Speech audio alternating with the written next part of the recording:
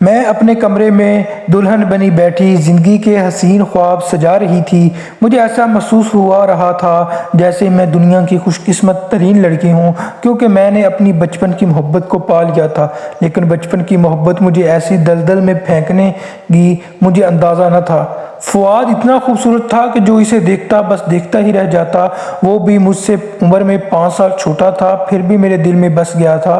جانتی تھی کہ عمروں کے اس فرق کے سبب ہماری شادی نہیں ہو سکتی، خاص طور پر ہماری چچی سے ماننے والی نہ تھی۔ خدا کی کرنی ایسی ہوئی کہ چچی کا انتقال ہو گیا۔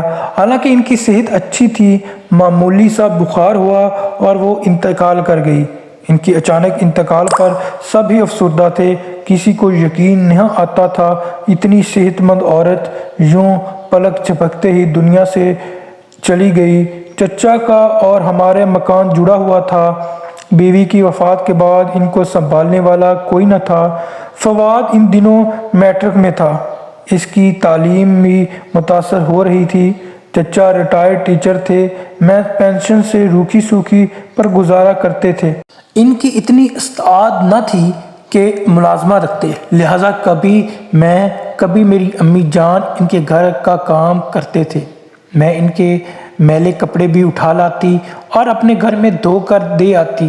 کھانا بھی ہم اماں بیٹی کو ہی پکانا ہوتا تھا۔ میں یہ سارے کام خوشی خوشی سے کرتی تھی کہ مجھے چچا اور فؤاد سے پیار تھا۔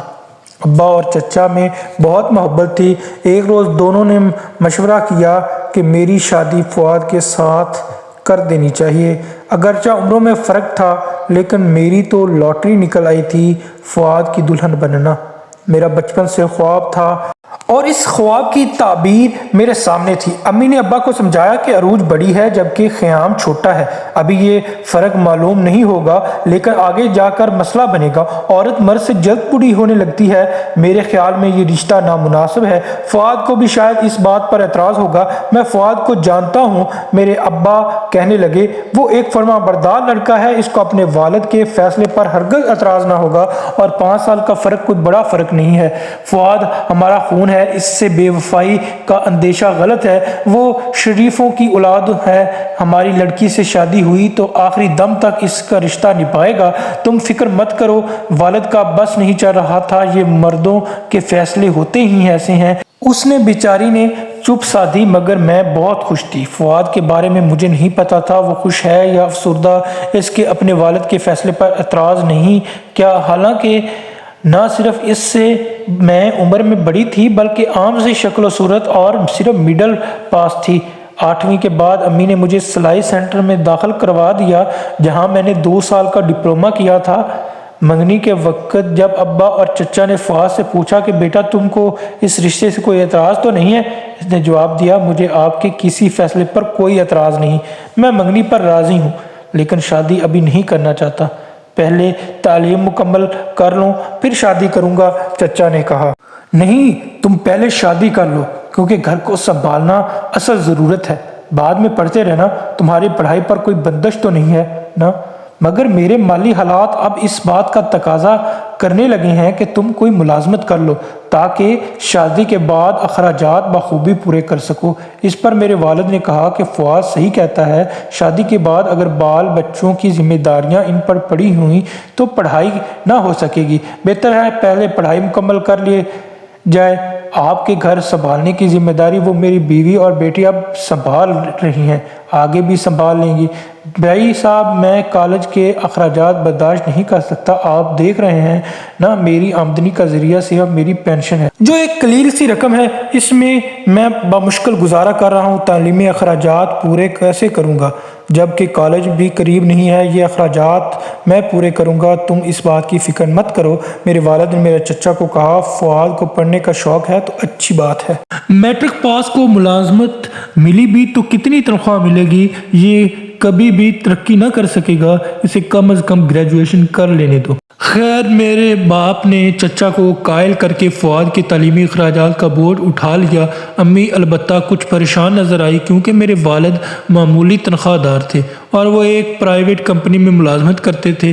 والدہ والد کی تنخواہ میں ہمارا گزارا بسر مشکل سے ہوتا تھا۔ اور ابا نے نہ صرف بھتیجے کی تعلیمی اخراجات کا ذمہ اٹھا لیا بلکہ مجھے بھی دوبارہ اسکول میں داخل کروا دیا تاکہ میٹرک کر سکوں۔ میرے والد اب کمپنی میں اوور ٹائم بھی کرتے تھے۔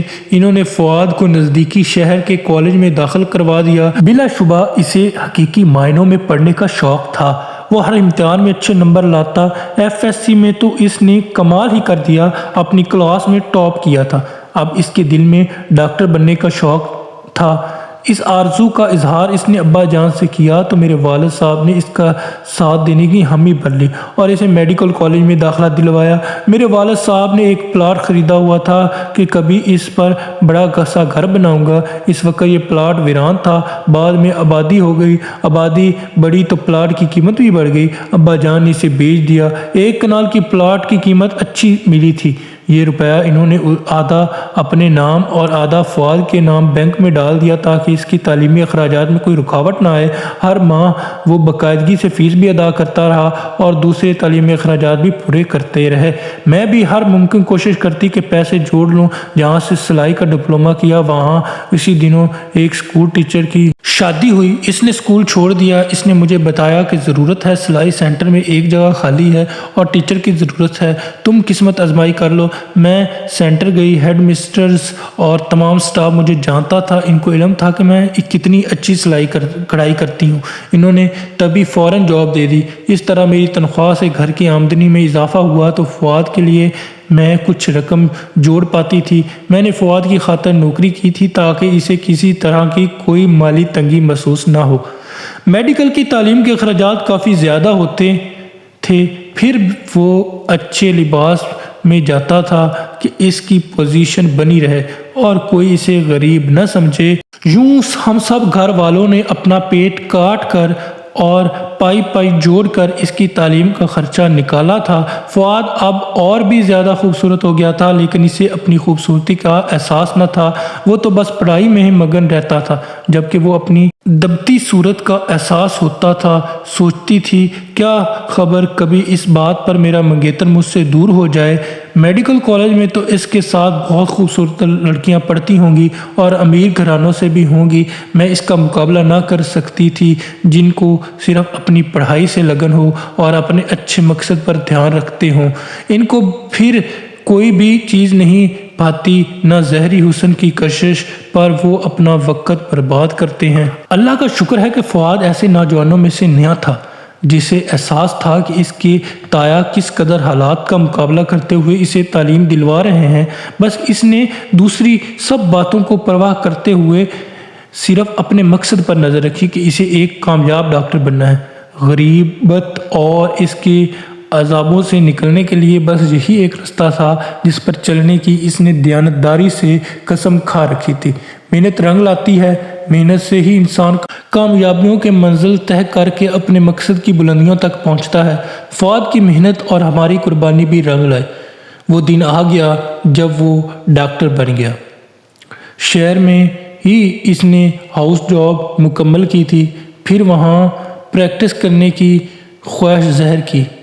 چچا نے اس صورت میں اسے پریکٹس کرنے کی اجازت دی کہ وہ شادی کر کے اپنی دلہن کو ساتھ اسی شہر لے جائے گا۔ اس نے یہ بات مان لی اور ہماری شادی ہو گئی۔ میرے خواب کی تعبیر مل گئی اور اس کے خواب بھی پورے ہونے لگے۔ شہر میں فؤاد نے کرائے کا گھر لیا۔ اس میں بھی میرے والد نے اس کی مدد کی اور میں اپنی شریک زندگی کے ساتھ ہمراہ پہلی بار شہرا کر رہنے لگی۔ ہم دونوں کے پاس نئی زندگی شروع کرنے کے لیے کوئی خاص جمع پونجی نہ تھی۔ جو گھر میں ہم یہاں لے آئے تھے اس کا کرایہ بھی والد صاحب دیتے تھے۔ شہر میں نے اپنی سلائی کڑھائی والا ہنر جاری رکھا اور اچھے خاصے پیسے کما لیتی تھی۔ ہر طرح فؤاد کا ساتھ دیا، کبھی ان کے آگے تنگی کا رونا نہ رویا۔ سال بعد اللہ تعالیٰ نے ہمیں ایک بیٹے سے نوازا اور وقت کے ساتھ ساتھ ہمارے حالات بھی بہتر ہو گئے۔ حالات بہتر ہوتے ہی فؤاد اعلیٰ تعلیم حاصل کرنے کے لیے لندن چلے گئے۔ اس دوران میں اپنی والدہ کے پاس رہی۔ شوہر کے جانے کے 3 ماہ بعد میرے دوسرے بیٹے کی پیدائش ہوئی۔ وقت بہرحال گزر جاتا ہے اور یہ وقت بھی گزر گیا۔ جب وہ اسپیشلسٹ بن کر آئے تو اچھے دنوں کی امید برائے، لیکن ان کے آنے کے بعد میں اپنے شوہر کو جوان اور خود کو بوڑھا تصور کرنے لگی۔ وقت کی گردش ان پر اثر نہ ہوا تھا، یا شاید میں اتنے سال خود سے بے خبر رہی تھی۔ میرے شوہر خوبصورت تو تھے ہی، باہر رہ کر تو مزید خوبصورت ہو گئے۔ مجھے اپنے شوہر سے بہت محبت تھی، وہ بھی میری محبت کا دم بھرتے تھے، مگر نہ جانے کیوں مجھے اپنی بدصورتی کا کمپلیکس ہو گیا تھا، اپنی اسی پریشانی اور احساس کمتری سے جو لوگوں کی باتوں سے ہوا بیمار رہنے لگی تھی۔ میں فؤاد میری بیماری سے پریشان ہو کے وہ میرا خیال رکھتے تھے، علاج معالجہ بھی، غفلت بھی نہ کی۔ وہ مجھے تندرست دیکھنا چاہتے تھے، پارٹیوں میں لے جانا چاہتے تھے، مگر میں ہر بار بہانہ بنا دیتی، یوں انہیں اکیلے جانا پڑتا۔ بیمار رہتے رہتے یوں انہیں اکیلے جانا پڑتا۔ بیمار رہنے کے باوجود کبھی گھر، شوہر اور بچوں سے غافل نہ ہوئے، وقت پر ہر کام کرتی۔ فؤاد اور بچوں کو مجھ سے کوئی شکایت نہ تھی۔ فؤاد کو تو میں روز اس طرح تیار کر کے بھیجتی جیسے کوئی ماں اپنے بچوں کو اسکول بھیجتی ہو۔ اس بات کا مذاق بھی بناتا، لیکن میں نے کبھی ان باتوں کی پرواہ نہ کی۔ میرے خاوند کی شاندار شخصیت کی بہت تعریف کرتے لوگ، تو وہ جو عام، میں صرف یہی کہتی کہ سب میری بیوی کی محبت ہے۔ اگر وہ میرا اتنا خیال نہ کرے تو میں خود اپنا اتنا خیال نہ رکھ سکوں۔ وہ ہر چیز میری پسند کی لیتے، لباس بھی میں ہی ان کی پسند کے کرتی۔ ہماری زندگی بہت اچھی گزرتی۔ نہ جانے ہمارے گھر کو کس کی نظر لگ گئی تھی۔ مجھے اپنے شوہر پر خود سے زیادہ اعتماد تھا۔ مطمئن تھی کہ وہ جو اتنا عرصہ مجھ سے دور رہے وہ کسی کے نہ ہوئے، اب بھلا پاس ہوتے ہوئے کیسے کسی کو اپنا سکتے ہیں۔ وہ روز مجھے اپنے مریضوں کے قصے سناتے کہ فلاں مریض آیا۔ ہم دونوں معمولی بات بھی آپس میں ایک دوسرے سے شیئر کرتے ہیں۔ نئے گھر میں شفٹ ہوئے ہمیں 4 سال کا عرصہ گزر گیا۔ ایک دن ایک لڑکی کا فون آیا، وہ فؤاد سے بات کرنا چاہتی تھی۔ میں نے بہت پوچھا مگر اس نے نام نہ بتایا بلکہ فون رکھ دیا۔ پھر اس لڑکی کا روز فون آنے لگا، میں اٹھاتی تو وہ بند کر دیتی، اور اگر فؤاد گھر پر ہوتے تو وہ فون اٹھاتے، تب وہ اس سے بات کرنے کی کوشش کرتی۔ وہ اسے ٹالتے ہیں مگر لڑکی بار بار فون کرتی۔ اس کا نام فریدہ تھا، جو ان کے زیر علاج رہی تھی اور ان پر بری طرح سے فریفتہ ہو گئی تھی۔ پڑھائی لکھی خوشحال خاندان سے تھی۔ وہ میرے شوہر سے شادی کرنا چاہتی تھی۔ جب بھی ان کا فون آتا میرے شوہر اس کو بہت سمجھاتے۔ انہوں نے میرے سامنے اس لڑکی سے یہ بھی کہا کہ اگر تم نے فون کرنا بند نہ کیا تو میں تمہارے والدین سے شکایت کر دوں گا، مگر وہ ڈٹھائی سے یہی کہتی مجھے دل پر اختیار نہیں ہے، کیا کروں۔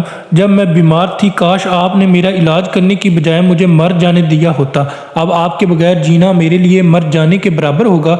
یا تو مجھ سے شادی کر لو یا پھر میں خودکشی کر لوں گی۔ یہ تو سمجھ رہے تھے کہ نادان اور جذباتی ہے، ایسے ہی خودکشی کا کہہ رہی ہے، لیکن اس نے جو کیا، جو کہا، وہ کر دکھایا۔ قصہ یوں ہوا کہ بہت منع کرنے پر بھی آئے روز رات کو فؤاد کو فون کرتی، میرے شوہر میرے سامنے اس سے بات کرتے، اس کو ڈانٹتے بھی، پیار سے سمجھاتے۔ فون نہ اٹھاتے تو ان کی کلینک پہنچ جاتی اور مریضوں کی قطار میں بیٹھ جاتی۔ فؤاد اس صورتحال سے پریشان ہو کے مجھ سے کہا، دیکھو ارے تم اس بات کا اثر نہ لینا، وہ نہ مجھے غلط سمجھنا، میرا اس کے ساتھ کچھ معاملہ نہیں ہے۔ یہ 20 برس کی ہے لیکن میری عمر کے سامنے تو بچی ہی ہے نا، خود ہی تھوڑے دنوں بعد مایوس ہو جائے گی تو پیچھے ہٹ جائے گی۔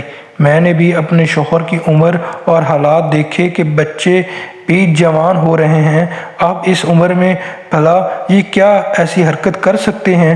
میں نے تو یہ سوچ کر شرمندگی محسوس کرتی تھی کہ اتنے پیارے شوہر اور اتنے चाहने वाले शौहर के मुतल्लक ये बात सोची ही क्यों।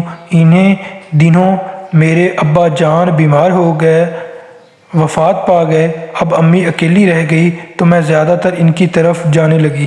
इनकी दिलजोई लाजमी थी। सोचा इद्दत गुजार लें तो इनको अपने घर ले आऊँगी।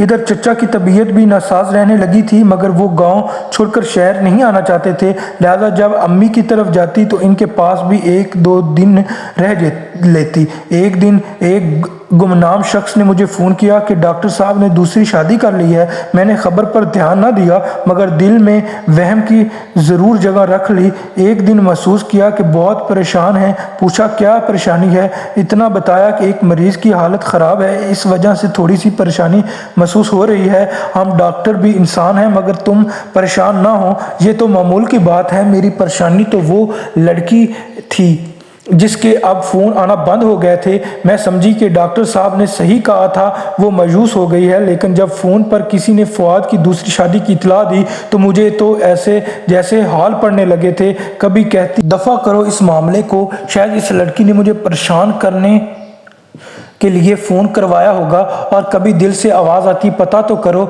एक दिन डॉक्टर साहब टीवी लॉन्ज में फ़ोन के पास चुपचाप बैठे थे। मैंने पूछा क्या हुआ। फुआद बोले कुछ नहीं, किसी मरीज़ के मुतल्लिक़ सोच रहा हूँ। मैंने मजाक में कहा दूसरी शादी करना चाहते हैं तो कर लें, आप खूबसूरत हैं और मुझसे छोटे भी अभी जवान लगते हैं, जबकि मैं अक्सर बीमार रहती हूँ। इन्होंने जवाब में कहा तुम्हारे होते हुए मुझे दूसरी शादी की ज़रूरत नहीं, मुझे तो बस तुम्हारी ज़रूरत है, तुम्हारे सिवा मैं किसी से मोहब्बत नहीं कर सकता। यूँ मैं इनकी मोहब्बत में सरशार अपने इर्द गिर्द से बेखबर रहती थी। अगर हमारे जानने वाले मुझे बाखबर ना करते।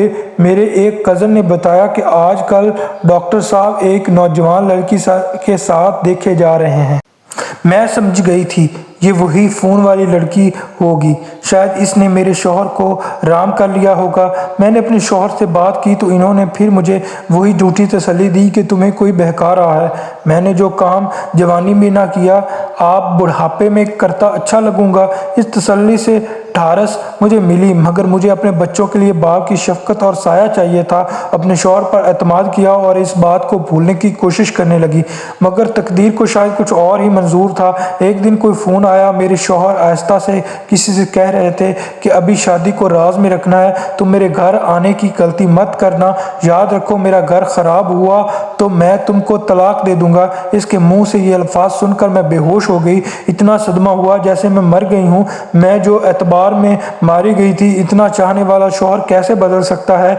वो बदल गया। इन्होंने इकरार कर लिया कि इससे गलती हुई है और दूसरी शादी की, मगर अपनी खातर, अपनी ख्वाहिश और खुशी से नहीं, बल्कि इसकी खातर। बताया कि मैंने इसको बेरुखी से ठुकराया तो इस दिलनुली लड़की ने जहरीली गोलियां खाकर जान देने की कोशिश की। इसे मेरे ही क्लिनिक लाया गया क्योंकि इसके घर ही हमारा क्लिनिक ही नज़दीक था। इसकी हालत गैर थी और बचने की कोई उम्मीद न थी। मैं ही इसे अस्पताल ले गया था। इब्तदाई तिब्बी इमदाद देने के बाद भी इसकी हालत न संभली थी। वो जान की कैफियत से गुजर रही थी। इस वक्त मेरे दिल पर एहसास हुआ कि अल्लाह से दुआ की कि इसकी ज़िंदगी बचा ले तो मैं इस लड़की की खुशी के लिए इससे निकाह कर लूँगा। दुआ कबूल हो गई और मेरी मरीज़ा की जान बच गई, लेकिन अल्लाह से किया वादा मुझे निभाना ही था। मुझे डर था कि अब भी अगर मैंने इससे निकाह ना किया तो वो दोबारा खुदकुशी न कर ले। वो बेहद डिप्रेशन में थी, लिहाजा मैंने मजबूरन इससे निकाह किया, इस शर्त पर कि वो कभी तुम्हारे सामने नहीं आएगी, ना तुम्हारे घर में कदम रखेगी और ना ही इस शादी को अफशा करेगी। ये कहते हुए वो रो रहे थे। वो हाथ जोड़कर मुझसे अपनी खता की माफ़ी मांग रहे थे। मेरा दिल औरत का था, इससे बचपन से ही वालियाना मोहब्बत करता था। आज कैसे मैं इसका मुंह मोड़ सकती थी। मैंने सोचा कि अगर ये गलती भी है तो इन्होंने किसी कमज़ोर लम्हे की वजह से की होगी। इनका दिल नरम पड़ गया होगा और तकलीफ ना देखी गई होगी। मुझे अपने शौहर से पहले भी प्यार था, आज भी प्यार था। मैं अपने सामने इनकी गर्दन को झुका ना देख सकती थी। इनको इजाज़त दे दी कि चाहे तो बेशक अपनी दूसरी बीवी के पास जाकर रहें, मगर मेरे घर से, मुझसे या मेरे बच्चों से इसका कोई तल्लक ना होगा। इनको ये बात मंजूर ना थी। वो तो एक दिन भी अपने बच्चों से दूर ना रह सकते थे, हत्ता कि एक रात भी गुजार ना सकते थे।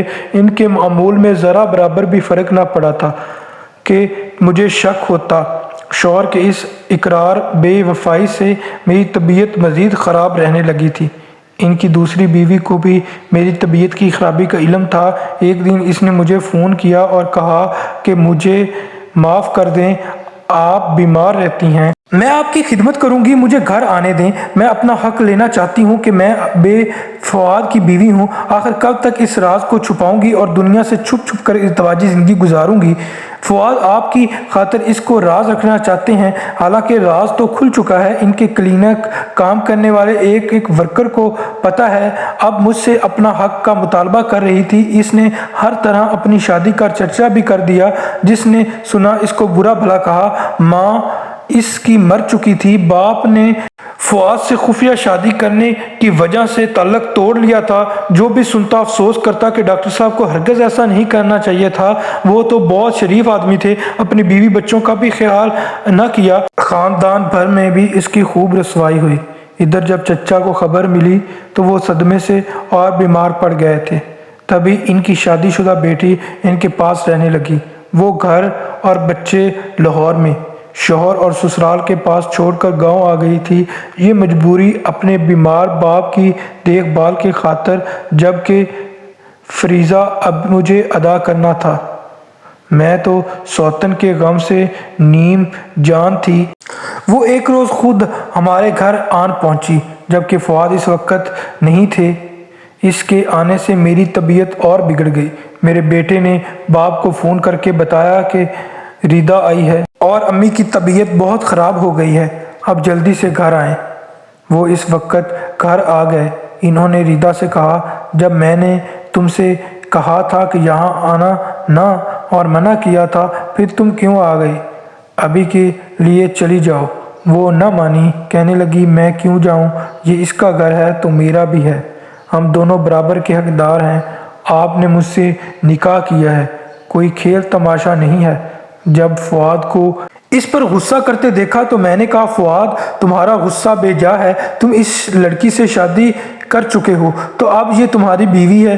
ये ठीक कह रही है, शादी को खुफिया नहीं रखा जाता और इस घर पर इसका भी हक है। वो बोले कि इसने वादा खिलाफी की है, मैं इसको हरगिज़ नहीं रखूँगा अपने घर से, तो क्या अपनी ज़िंदगी से ही निकाल देता हूँ। ये काबिल एतबार नहीं। इसने मुझसे शराइत पर शादी की जो वादे वफा नहीं कर सकी। मैंने इसलिए इससे निकाह किया था, इसकी खातिर कुर्बानी दी और ये मेरे बच्चों का सुकून बर्बाद करने चली आई है। मेरे लिए रुसवाई का बायस बन गई है। मेरे सब जानने वालों को फ़ोन करवा दिए कि मैंने इससे निकाह किया है। हत्ता कि अब्बा जान को भी, जो पहले से बीमार थे, अब और ज़्यादा बीमार पड़ गए हैं और मैं शर्म से इनका सामना नहीं कर पा रहा। वो गुस्से से बोले जा रहे थे। मैंने किसी तरह इनको समझा बुझा कर रोका, वरना वो रिदा को धक्के देकर घर से निकालने पर आमादा थे। बहरहाल शाम तक वो वही लॉन्ज में ही बैठी रोती रही और फवाद क्लिनिक चले गए। वो इस रात गए नहीं आए, तब सुबह वो खुद ही हमारे घर से चली गई। कुछ दिनों बाद मुझे किसी ने बताया कि दोनों की तलाक हो गई है। किस तरह इसने तुम्हारे साथ रहने की ज़िद की और मेरे ना मानने पर तलाक मांग ली। यूं किस्सा ख़त्म हुआ। ये मुझे आज तक मालूम ना हो सका कि फवाद ने इसे तलाक दी या ख़ुद इसने ली, लेकिन मेरे शौहर का कहना था कि मैंने तलाक नहीं दी, इसने खुद ली है। तो आपको ये कहानी कैसी लगी अपने कमेंट बॉक्स में ज़रूर बताइएगा। अगर वीडियो अच्छी लगी हो तो चैनल को सब्सक्राइब करना हरगिज़ मत भूलिएगा।